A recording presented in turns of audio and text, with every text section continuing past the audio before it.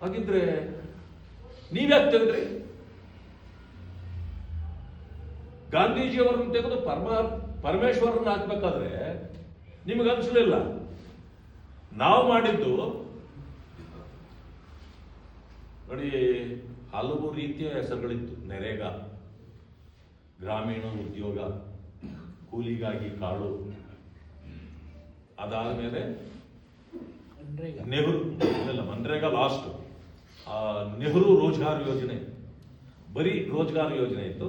ಆಮೇಲೆ ನೆಹರು ರೋಜ್ಗಾರ್ ಯೋಜನೆ ಮಾಡಿದ್ರು.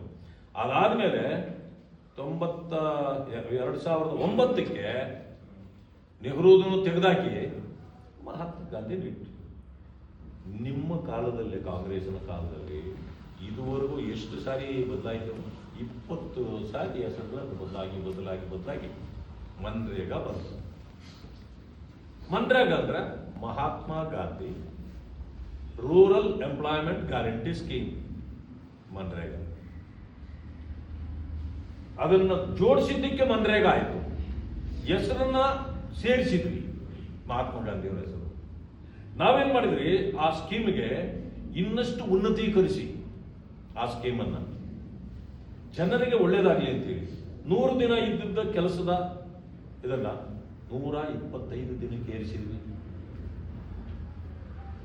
ಕೇವಲ 3 ತಿಂಗಳಿಗೆ ನೀವು ಸಂಬಳ ಕೊಡೋದು, ಅವ್ರಿಗೆ ದುಡ್ಡೇ ಕೊಡ್ತಿರ್ಲಿಲ್ಲ 3 ತಿಂಗಳಾದ್ರೂ. ಅಂಥದ್ದನ್ನ ಒಂದೇ ವಾರದಲ್ಲಿ ಕೊಡಬೇಕು, ಮ್ಯಾಕ್ಸಿಮಮ್ 14 ದಿನದೊಳಗಡೆ ಅವರಿಗೆ ದುಡ್ಡು ಸಿಗಲೇಬೇಕು. ಮಾಡಿದ್ದೀವಿ. ಮೊದಲು ಯಾರು ಕೆಲಸ ಮಾಡ್ತಿದ್ರೋ ಯಾರಿಲ್ವೋ ಗೊತ್ತಿಲ್ಲ. ಯಾರು JCB ಇಟ್ಕೊಂಡು ಕಾಂಟ್ರಾಕ್ಟ್ ಮಾಡ್ತಿರ್ತಾರೋ ಅವ್ರು ಕಾಂಟ್ರಾಕ್ಟ್ ಕೊಟ್ಬಿಡೋದು. ಜನರನ್ನ ನೀವು ಕೆಲಸ ಇಟ್ಕೊಂಡು ಮಾಡೋದು, ಅವ್ರ ಹೆಸರು ಅವ್ರ ಪಟ್ಟಿ ಮಾಡ್ಬಿಡೋದು, ಹೆಸರನ್ನ ಬ್ಯಾಂಕ್ನಲ್ಲಿ ಖಾತೆಗಳು ತೆಗೆದುಬಿಡೋದು,